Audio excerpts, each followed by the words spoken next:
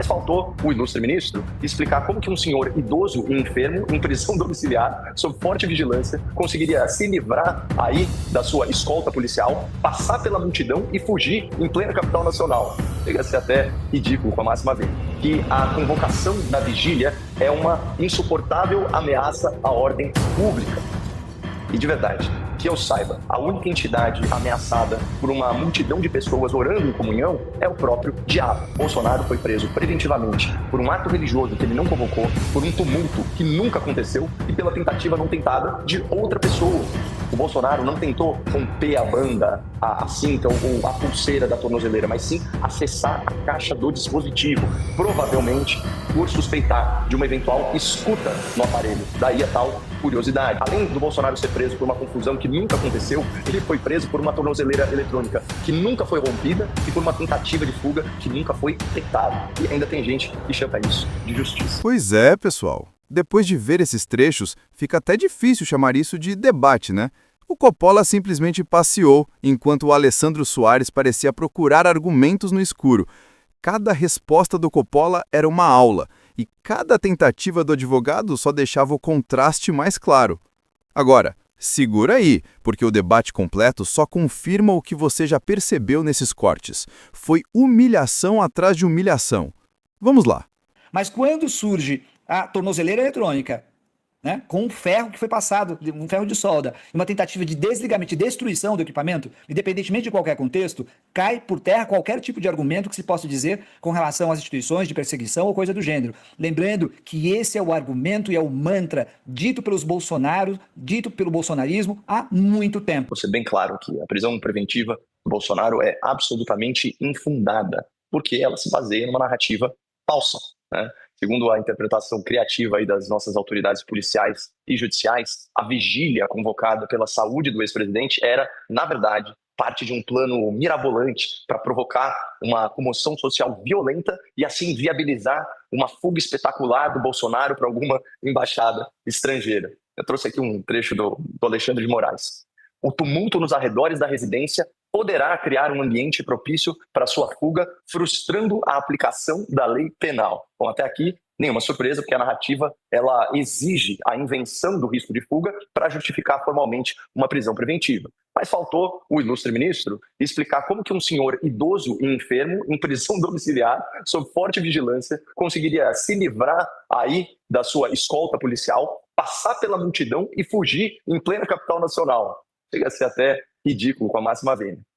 Já o ministro Flávio Dino, ele foi por um outro caminho e afirmou no seu voto que a convocação da vigília é uma insuportável ameaça à ordem pública. E de verdade, que eu saiba, a única entidade ameaçada por uma multidão de pessoas orando em comunhão é o próprio diabo. Mas vamos deixar de lado aqui as questões espirituais e analisar o aspecto legal de toda essa coisa.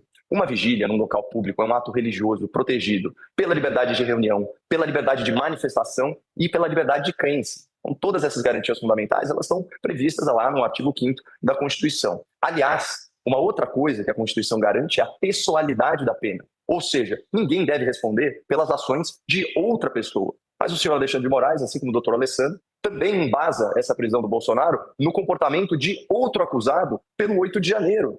E aqui ele falou assim, falando sobre o deputado Alexandre Ramagem, evadiu-se do país com a finalidade de se furtar a aplicação da lei penal. Então, assim, sintetizando, em outras palavras, o Bolsonaro foi preso preventivamente por um ato religioso que ele não convocou, por um tumulto que nunca aconteceu e pela tentativa não tentada de outra pessoa.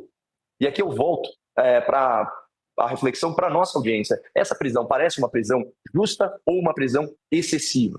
E, claro, falta endereçar o último ponto colocado pelo doutor Alessandro, que é a violação da tornozeleira eletrônica admitida pelo próprio Bolsonaro por motivo de curiosidade, ou, segundo a sua defesa, por um comportamento paranoico induzido por medicação.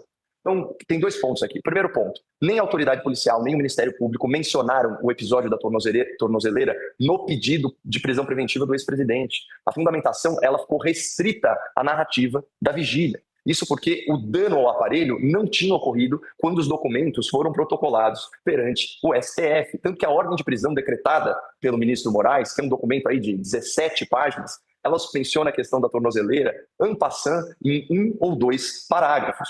E o segundo ponto, o Bolsonaro não tentou romper a banda, a cinta ou a pulseira da tornozeleira, mas sim acessar a caixa do dispositivo, provavelmente por suspeitar de uma eventual escuta no aparelho. Daí a tal curiosidade.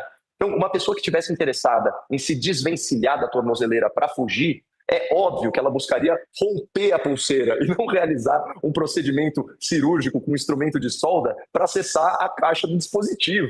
Pô, isso é de uma obviedade solar.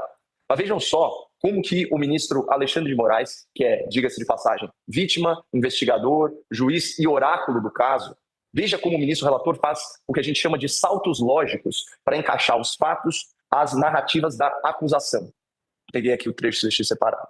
O Centro de Monitoração do Distrito Federal comunicou a essa Suprema Corte a ocorrência de violação do equipamento de monitoramento eletrônico do réu Jair Messias Bolsonaro, tal hora, tal dia. A informação constata a intenção do condenado de romper a tornozeleira eletrônica para garantir êxito em sua fuga, facilitada pela confusão causada pela manifestação convocada por seu filho. Então, aqui eu insisto no ponto, Ju. Além do Bolsonaro ser preso por uma confusão que nunca aconteceu, ele foi preso por uma tornozeleira eletrônica que nunca foi rompida e por uma tentativa de fuga que nunca foi tentada. E ainda tem gente que chama isso de justiça. E veja, você está dizendo que agora, nesse exato momento, veja, só agora ele teve um problema de saúde e que teve uma atitude, eu não sei aí do ponto de vista médico-mental, mas teve uma atitude fora da caixinha, vamos dizer assim. Quer dizer que, será que lá atrás, quando ele era presidente da República, será que ele não estava se comportando dessa forma? Eu comecei a ficar em dúvida com relação a isso, Juliana, porque várias coisas que ele fazia ao longo da presidência da República, eu diria para você que talvez merecesse aí um exame médico, psicológico, para saber se ele estava bem, se talvez tenha tomado em excesso os seus remédios. Só lembrar o doutor Alessandro que antes, quando exercia o cargo de presidente da República, o senhor Jair Bolsonaro não estava preso injustamente e talvez por isso não tivesse que tomar medicamentos que tinham como efeito colateral comportamento paranoico. Aliás, é sintomático que o doutor Alessandro fique surpreso com a resposta do Jair Bolsonaro. Afinal de contas, quando ele foi interpelado sobre o motivo pelo qual ele quis acessar a caixa do dispositivo de monitoramento eletrônico, sabe o que ele fez? E por isso a surpresa do doutor Alessandro? Ele falou a verdade. Eu fiz isso por curiosidade. Se ele quisesse se desvencilhar do aparelho, bastaria ele romper a pulseira, como todos os casos de pessoas que fizeram isso com o aparelho de monitoramento eletrônico. Há várias imagens disso na internet. Seria um movimento lógico, mas compatível com as explicações da defesa, ele, aí com comportamento paranoico induzido por medicamento ou comportamento paranoico de quem está sendo injustamente perseguido por seu posicionamento político, ele quis verificar, será que tem uma escuta aqui na tornozeleira eletrônica? Há vários conteúdos nesse sentido e teorias de que isso é pelo menos uma possibilidade.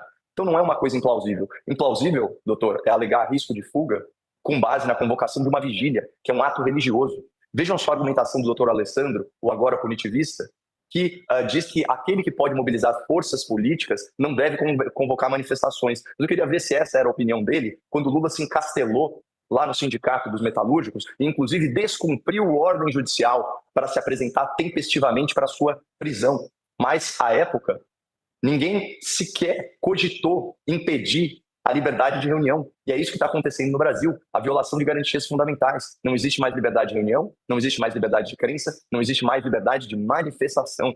Então, é uma violação flagrante de direitos, mais um episódio claro de 2 pesos e 2 medidas e do duplo padrão da nossa justiça, quando lida com um líder político condenado em 3 instâncias por 10 juízes naturais de forma unânime e outro perseguido por um tribunal que essencialmente é composto por pessoas indicadas por seu adversário político, incluindo amigos, companheiros e partidários do atual presidente da República.